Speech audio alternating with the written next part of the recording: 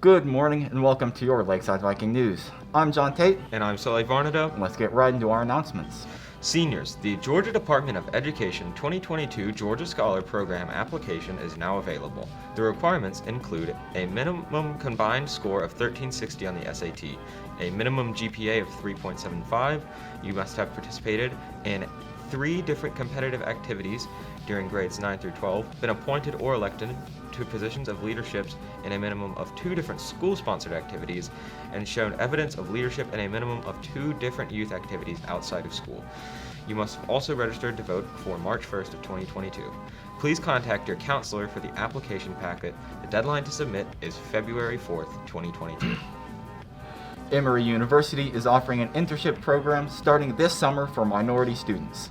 Because of the clear lack of minorities at all stages of academic learning for STEM fields, we are initiating this paid summer internship program for high school students in the metropolitan Atlanta area. We believe that an earlier exposure to the diverse and exciting career possibilities that are available in the STEM field will begin to address this difference in representation. You can find more information on our website. Attention seniors, congrats to you all. You have made it to the last semester of your high school career. Don't forget to take care of the following. Order your cap and gown for graduation at this website, or use the handy link in the Class of 2022 Google Classroom. If you have any questions, you can email your senior class advisors, Ms. Krieger or Ms. Crawford.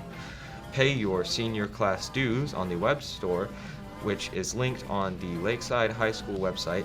If you need to pay cash or check, you can see Ms. Crawford in Trailer 6.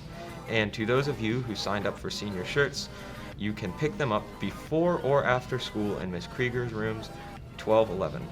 And stay tuned for more fun senior activities. And now to Noah with current events. Good morning and welcome to Current Events in a little bit of a news space. I'm your host, Noah Milton. Let's get right into your weekly news. On Tuesday, January 11th, in the U.S., more children are being admitted to hospitals than ever before. The Biden administration has said the schools are more than safe to stay open as Omicron rips across the country. Some officials, however, are erring on the side of caution by delaying the new term, while the teachers union forced public schools in Chicago to delay for a week amid criticism from members that conditions in classrooms are dangerous. Though outbreaks in schools can occur, studies in the UK, Australia, US, and Italy have shown that spread amongst children in school settings is typically lower than, or at least similar to, levels of community transmission when mitigation strategies like masks are in place. But experts are waiting to see whether the more contagious Omicron variant may change that calculus and trigger an explosion in cases in classrooms. About 17% of U.S. children aged 5 to 11 are fully vaccinated. The vast majority of children in hospitals in the U.S. are unvaccinated, according to CDC Director Rochelle Walensky. And in our second piece of news for today, on Thursday, Russia increased its political pressure on NATO and Europe, dashing hopes of further talks to defuse the crisis over Ukraine's aim of joining the Western alliance. Russian Deputy Foreign Minister Sergei Ryabkov said that he saw no grounds to continue the talks, in a blow to the efforts to ease tensions. His comments came as the Organization for Security and Cooperation in Europe, the OSCE, met in Vienna in the last attempt to avert a major European crisis as Russia masses troops on Ukraine's borders. Speaking on Russian television, Ryabkov said that the United States and its allies have rejected Russia's key demands, including its call for an end to NATO's open-door policy for new members, offering to negotiate only on topics of secondary interest to Moscow.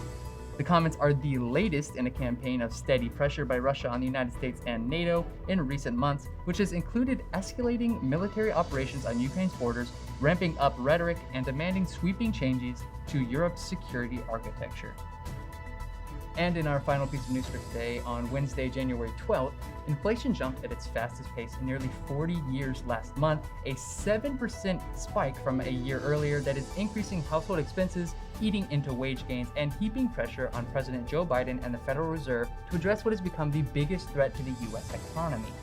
Prices have risen sharply for cars, gas, food, and furniture as part of a rapid recovery from the pandemic recession that was fueled by vast infusions of government aid and emergency intervention by the feds, which slashed interest rates. As Americans have ramped up spending, supply chains have been squeezed by shortages of workers and raw materials. Ayers and other economists say prices may cool off some as snags in the supply chain ease, but inflation will remain elevated throughout 2022. The Labor Department reported Wednesday that its measure of inflation that includes volatile food and gas prices jumped 5.5% in December, the fastest such increase since 1991. Inflation rose 0.5% overall from November, down from 0.8% the previous month. And now to Lucas with the weather.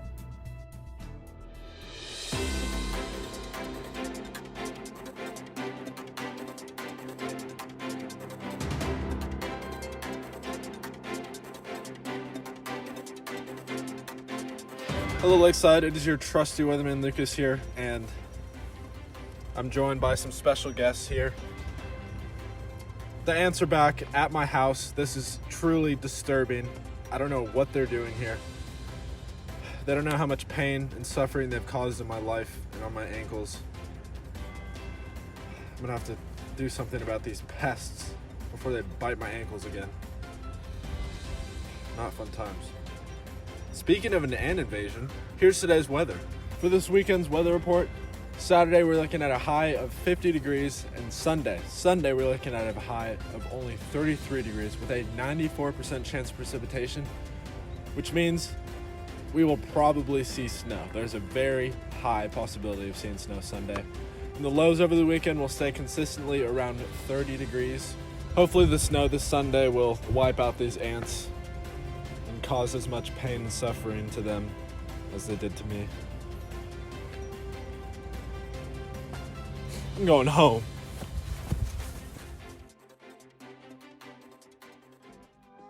That's it for today's Lakeside Viking News. Have a fabulous Friday.